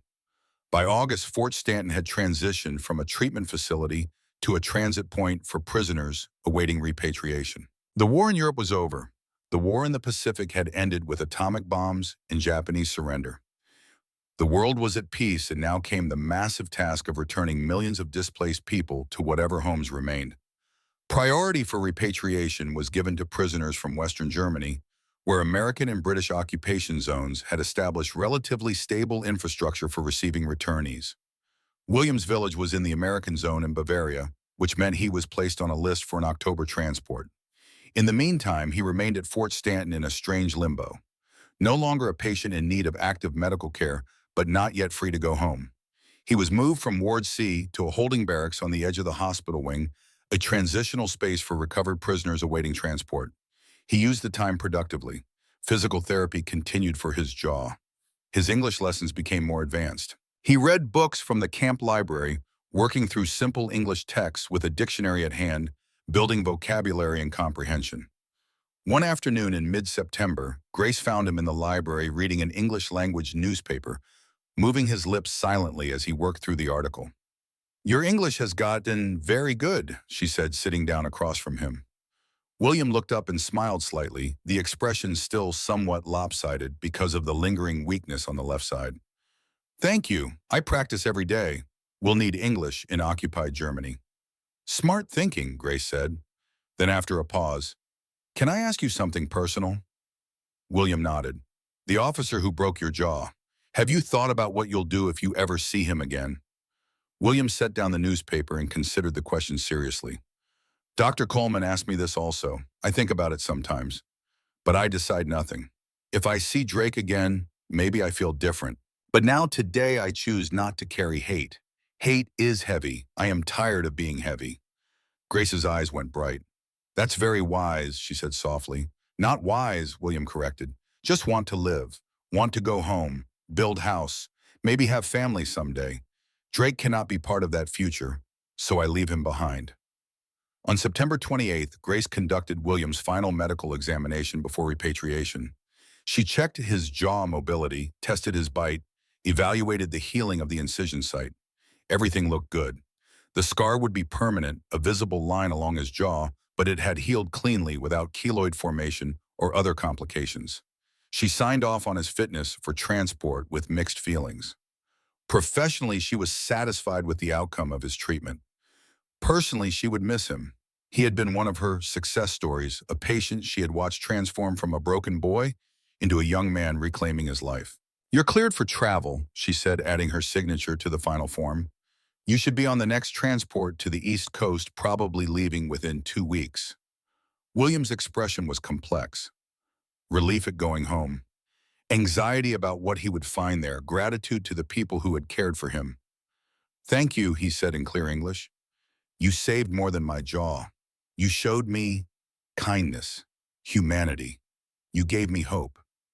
Grace had to look away for a moment, composing herself. When she looked back, she reached into her pocket and pulled out a small Bible worn from years of carrying. "For the journey," she said, pressing it into his hands. Inside the front cover, she had written in careful script, "Grace Abbott, Fort Stanton, New Mexico, September 1945. For I know the plans I have for you, declares the Lord, plans for welfare and not for evil, to give you a future and a hope." Jeremiah 29:11. William held the Bible carefully, understanding the significance of the gift. "I will keep this always," he promised. "I hope it brings you comfort," Grace said. "And I hope you build that house you talked about. I hope you have that family. I hope you live a long, good life." "Thank you," William said again, the English words feeling inadequate to express what he felt. "For everything." Coleman's final consultation happened the next day. He examined William's jaw one last time, palpating the bone-checking range of motion, asking about pain levels and function. "Everything looks excellent," he concluded. "The bone has healed well. Alignment is good. You'll have some chronic pain, especially in cold weather. That's permanent, I'm afraid. The left side will always be weaker than the right, but you'll be able to eat, speak, and live normally. That's what matters." He made final notes in William's medical file, then closed it and looked at the young man sitting across from him. "You know, I've performed hundreds of these reconstructions," Coleman said. "Most of them on American soldiers injured in combat.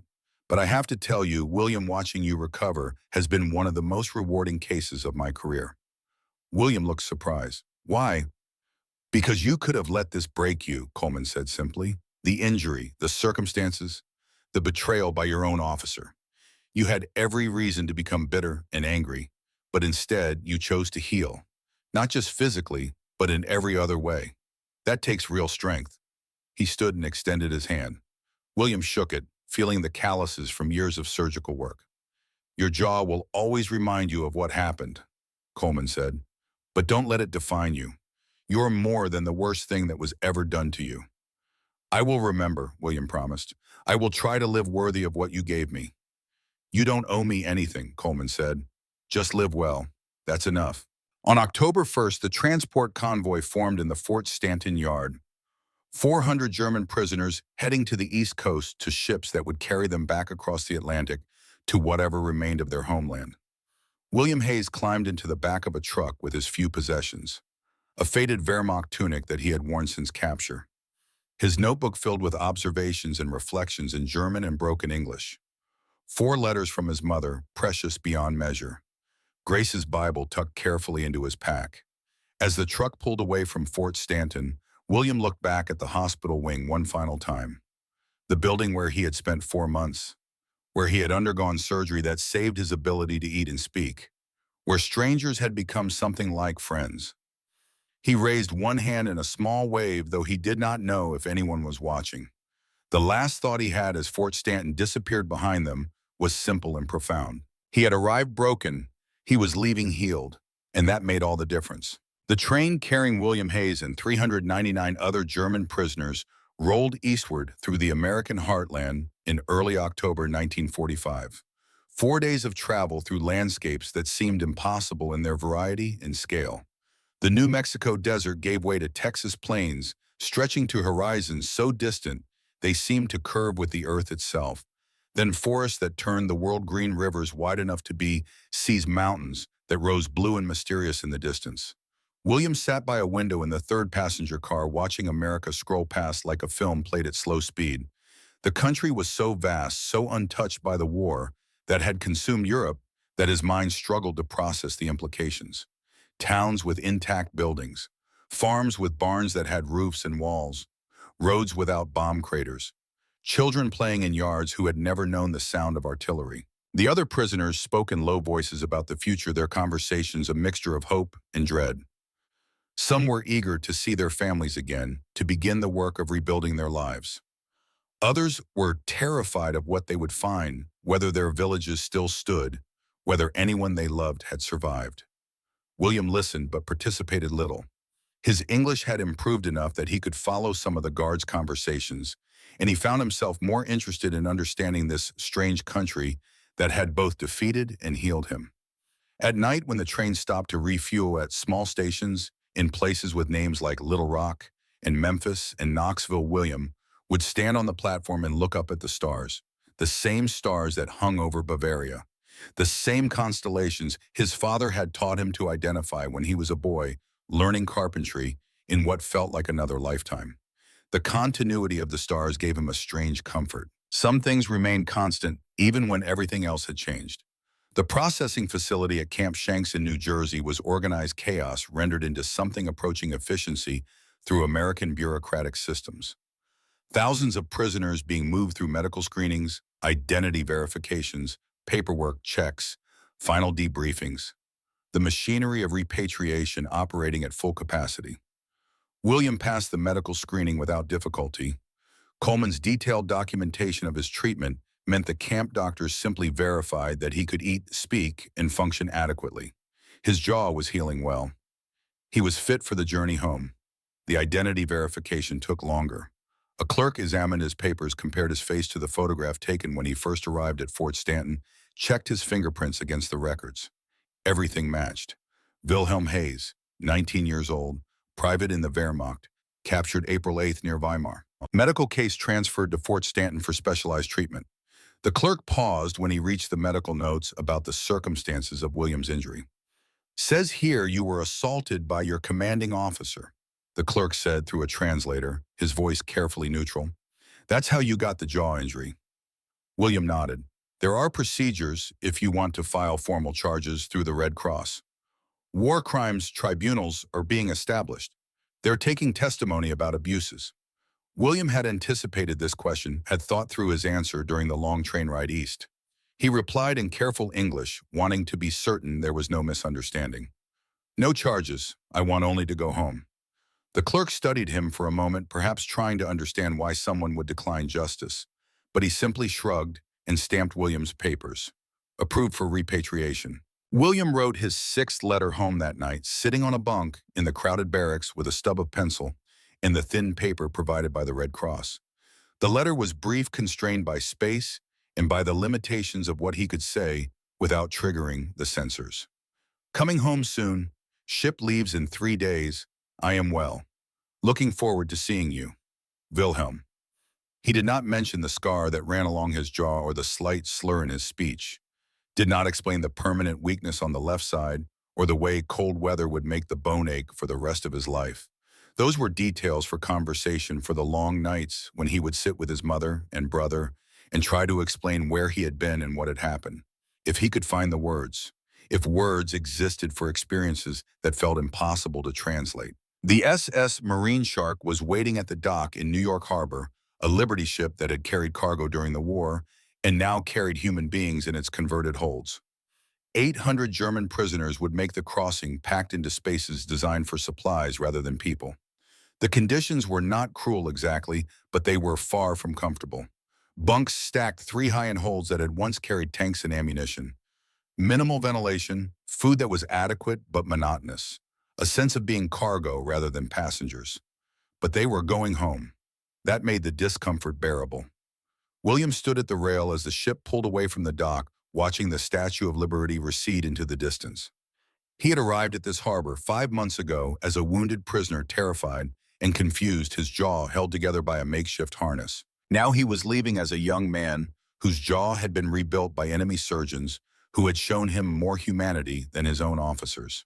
The symmetry felt significant somehow, though he could not quite articulate why. The Atlantic crossing took 10 days in relatively calm October weather. William spent much of the time on deck when allowed, watching the endless water and thinking about the person he had been when he made this journey westward. That boy felt like a stranger now, younger, more innocent, less marked by the world. He touched the scar on his jaw frequently during the voyage, an unconscious gesture that happened whenever his thoughts turned inward. The tissue was still tender, raised and rough under his fingers. The reminder would never fade. Coleman had been clear about that. This mark was permanent. But maybe that was appropriate. Some experiences should leave visible marks. Some wounds should not be allowed to become invisible. On the 8th day of the crossing, another prisoner approached William at the rail. A young man about his age, perhaps 20, with a bandaged hand and the nervous energy of someone who had been thinking about asking a question for days. "I heard about what happened to you," the man said in German, speaking quickly, as if afraid William might walk away before he finished. "About the officer who broke your jaw. About the Americans who fixed it. I wanted to ask you something."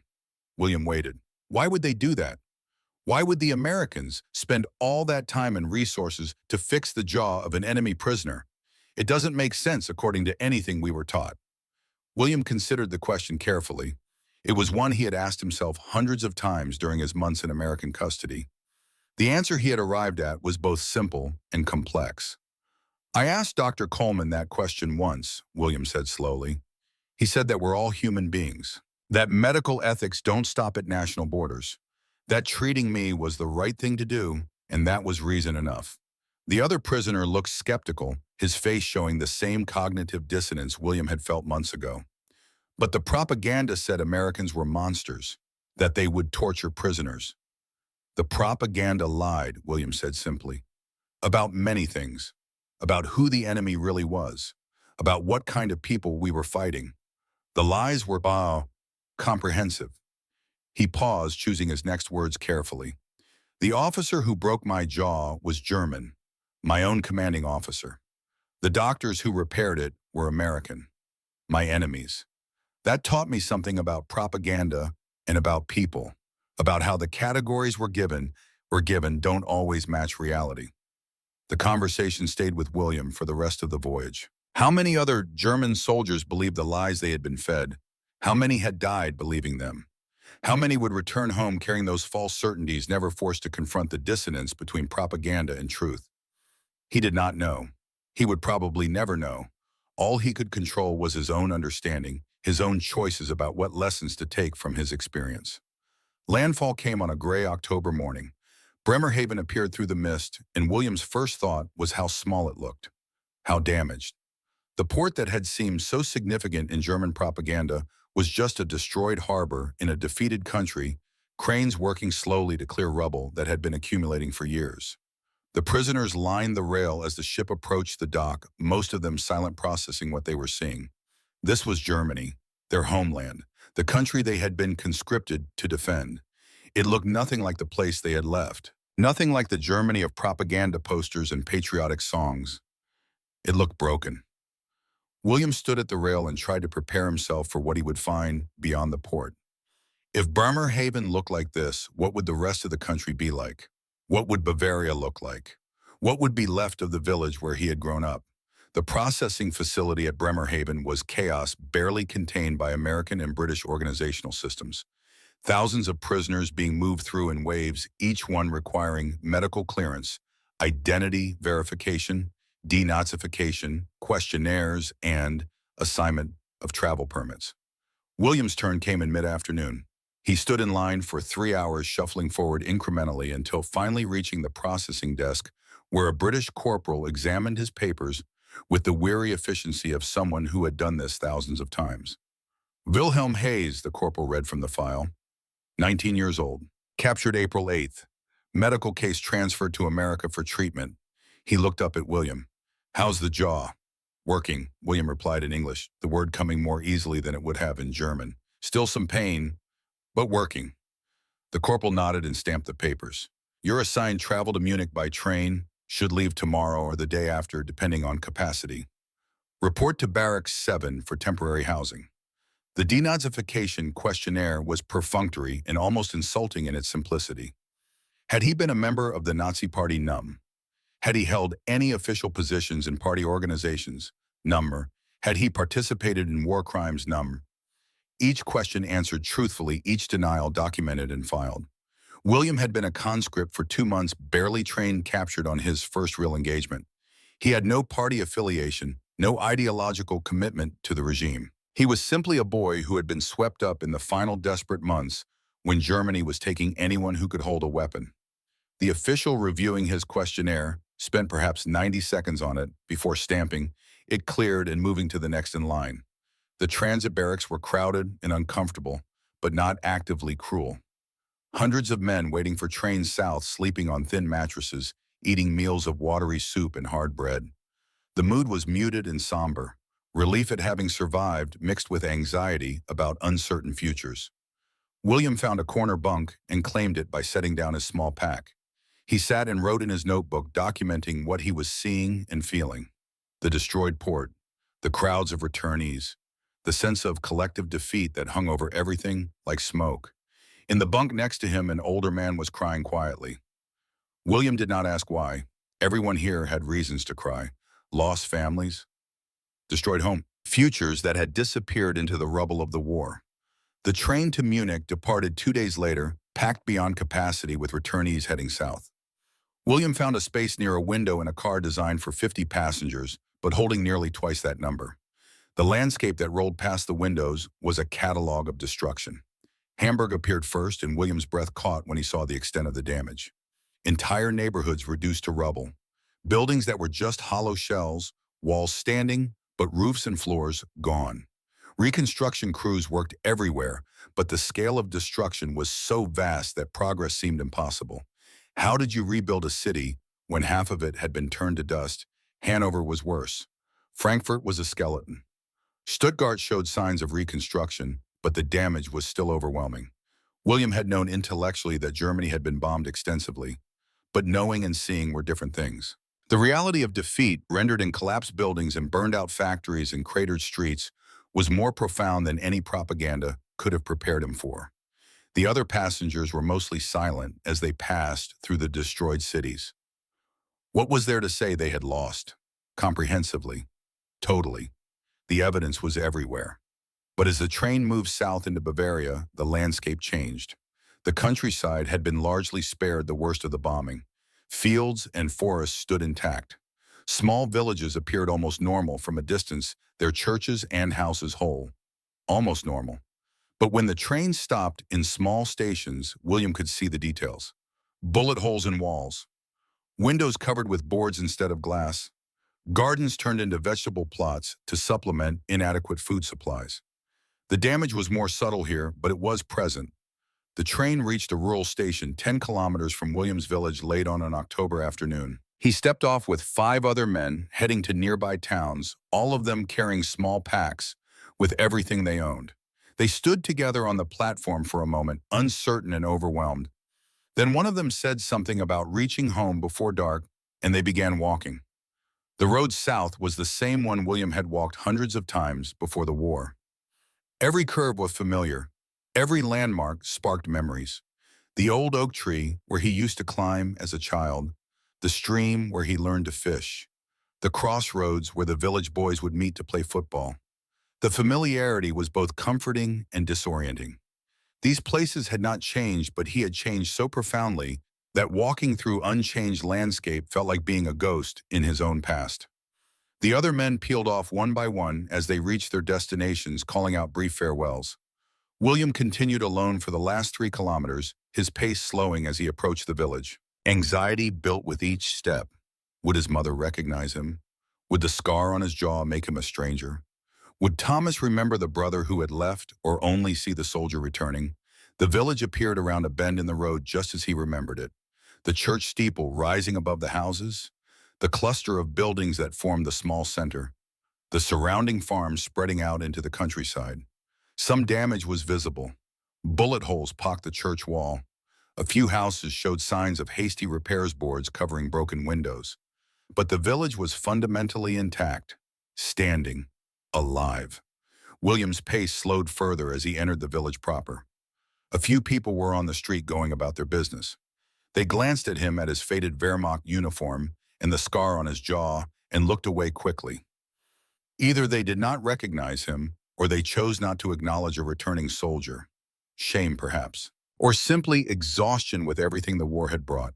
He found his way to the small cottage on the edge of the village without conscious thought, his feet following a path they had walked thousands of times. The house looked smaller than he remembered, more worn, but it was standing, intact. The garden in front showed signs of his mother's work.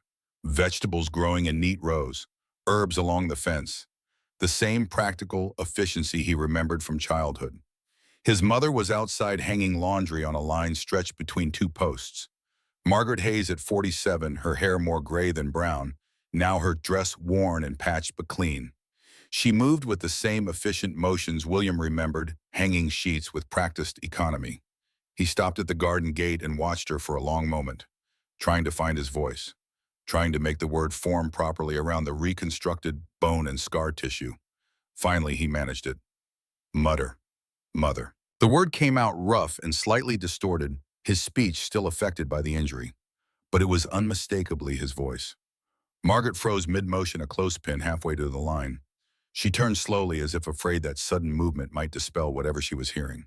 Her eyes found him standing at the gate, and William watched recognition dawn on her face.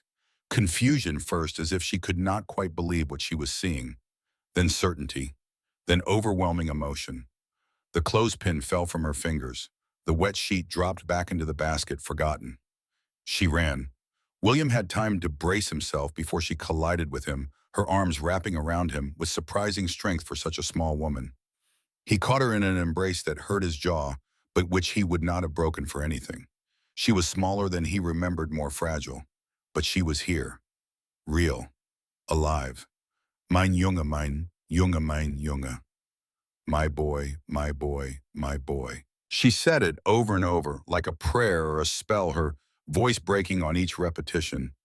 William held her and cried silently, tears running down his face and dripping onto her hair. 6 months of pain and fear and loneliness poured out in that embrace. Movement from the cottage drew his attention. His brother Thomas emerged from the doorway, and William's breath caught. The boy he remembered was gone. In his place stood a young man of 15, taller than William, now lean and strong from farm work. The war had aged him in ways that had nothing to do with years. Thomas stood in the doorway watching them, his face showing a complex mixture of emotions. Joy, relief, something that might have been shyness or uncertainty. William extended one arm while keeping the other around his mother. Tommy, the old nickname from childhood. Thomas had always hated it, insisted on his full name once he turned 12. But hearing it now in William's rough voice after months of silence made something break in Thomas's careful composure. He crossed the yard in 3 long strides and joined the embrace. The 3 of them stood together in the fading afternoon light, holding each other like they might disappear if they let go. The survivors, the remainder of a family that had lost so much. Eventually, Margaret pulled back enough to look at William's face properly. Her hand came up slowly, trembling, and touched the scar along his jaw with gentle fingers, tracing the line of it, feeling the raised tissue, understanding without words that this mark was permanent. Wer hat das getan? She asked quietly. Who did this? Ein deutscher Offizier, William replied. A German officer. Her face hardened, anger flashing in her eyes. But she asked nothing more. Some stories were too painful to tell in the first moments of reunion. They would come out over time in fragments when he was ready. You're home now, she said instead, her voice fierce with protective love. That's what matters. You're home. Inside the cottage, everything was simultaneously familiar and strange. The same furniture William remembered from childhood, but arranged differently to accommodate loss. His father's chair was gone, sold, or given away. The photographs on the wall had been rearranged, some removed new gaps where memories used to sit. Margaret prepared a simple meal while William and Thomas sat at the kitchen table. Soup made from vegetables from the garden, bread that was more potato than wheat, ersatz coffee that tasted nothing like the real thing. William ate slowly and carefully, his jaw still weak on the left side. Margaret watched every bite, her eyes never leaving his face, as if afraid he might vanish if she looked away. Thomas talked to fill the silences, his words coming fast and nervous. He told William about the American occupation, about the soldiers who had marched into the village in April. They had been professional and correct, he said. No violence, no mass reprisals, but their presence was a constant reminder of defeat. He talked about the farm work he had been doing to earn money and food rations, about the other boys from the village who had not come home, about their father's death the previous November. He held on as long as he could, Thomas said quietly. He wanted to see you come home, but the infection from the old wound finally killed him. William nodded, processing this information. His father had been wounded in the First War, shrapnel lodged near his spine that doctors could not safely remove. It had troubled him for decades, a reminder of that earlier conflict. That it had finally killed him felt somehow inevitable. Did he suffer? William asked. At the end, yes, Thomas admitted, but Mutter was with him, and the priest came. He wasn't alone. Margaret reached across the table and took William's hand. He was proud of you, she said, even before we got your first letter. He said that surviving the war would be the greatest act of courage any soldier could manage. He was right. After dinner, Margaret touched the scar again with the gentleness of someone afraid of causing pain. Tell me, she said simply. So William told them. Not everything, not the full details of Drake's violence or the bedside drainage procedure or the worst of the recovery, but enough about suggesting surrender, about the rifle butt, about the American doctors who had reconstructed his jaw instead of leaving him to suffer. They treated me better than my own officer did, he concluded. They showed me that the propaganda was wrong, that enemies can be human, that kindness matters even in war. Thomas listened with wide eyes. But why would Americans help a German soldier? We were trying to kill them. Because they could, William said, using the same words Grace had used months ago. Because it was the right thing to do. Because their medical ethics didn't stop at national borders.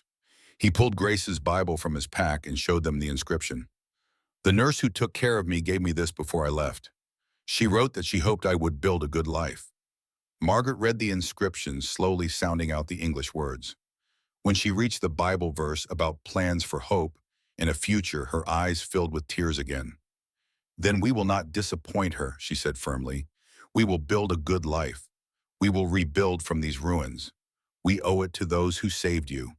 We owe it to those who did not come home. That night, William lay in his old bed in the room he had shared with Thomas. The mattress was the same. The walls were the same. Even the crack in the ceiling plaster was the same. But he was not the same boy who had left this room 9 months ago. He touched the scar on his jaw in the darkness, thinking about the journey that had brought him back here. Drake's violence, Coleman's skill, Grace's compassion, Sarah's patience, Frank's friendship. The choice to forgive rather than carry rage.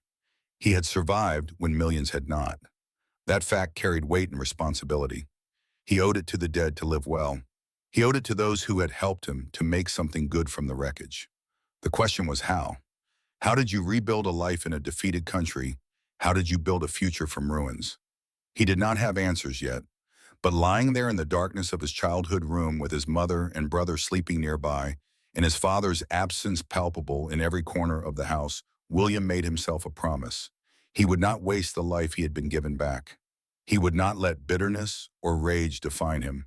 He would build something good from these ruins, even if he did not yet know what that something would be. The scar on his jaw would be a reminder, not just of violence endured, but of kindness received, of strangers who had seen him as human when they could have seen him as merely an enemy, of doctors who had repaired more than bone. They had given him back his ability to eat, to speak, to function. But more than that, they had given him back his hope. And hope he was learning as the seed from which futures grew. He fell asleep with one hand touching the scar and the other resting on Grace's Bible, anchored between past and future pain and healing loss and possibility. The winter of 1945 was difficult in ways William had not anticipated. Food was scarce despite the vegetable garden.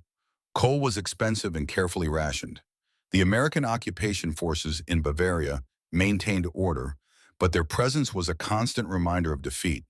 But the Hayes family survived through careful management and mutual support. Margaret's garden produced enough to supplement the meager ration allowances. Thomas's farm work brought in additional food and small amounts of money. William found work translating for the American administrative office in the nearest town, his English making him valuable in occupied Germany. The Americans he worked with were professional and correct. Some were friendly, asking about his accent, curious how a German prisoner had learned such good English. William told them simplified versions of the truth, that he had been injured and treated in an American POW hospital, that the staff had been kind to him. He did not mention Fort Stanton by name or describe the extent of his injury. Some stories were too complex for casual conversation. In the spring of 1946, William began an apprenticeship with Herr Schmidt, the village carpenter. Schmidt was 62 years old, his son killed at Stalingrad. He asked few questions about William's scar or his time as a prisoner. He simply taught him the trade with patient precision. William found the work deeply therapeutic, measuring wood, making joints that fit perfectly, creating order from raw materials. Each successful project felt like a small victory against the chaos and destruction the war had brought. His first major project was a table for his mother's kitchen. Simple oak construction, traditional joinery, sanded until the surface was smooth as glass. He worked on it for 3 weeks, getting every detail right, making it as perfect as his skills allowed. When he finished and brought it home, Margaret cried. "The first new thing since before the war," she said, running her hands over the smooth wood. "The first thing that's beautiful instead of just functional." William understood what she meant. It was a beginning, a sign that they could create and build, not just survive. Over the next 2 years, William's reputation as a craftsman grew slowly. He built furniture for neighbors, repaired damaged houses, constructed cabinets and shelves. Known for precision and honesty and fair prices. A quiet young man who did good work and did not talk much about the war. The scar on his jaw was visible but unremarked upon by those who knew him. New acquaintances sometimes asked about it. William would tell them simply that he had been injured during the war and treated by American doctors.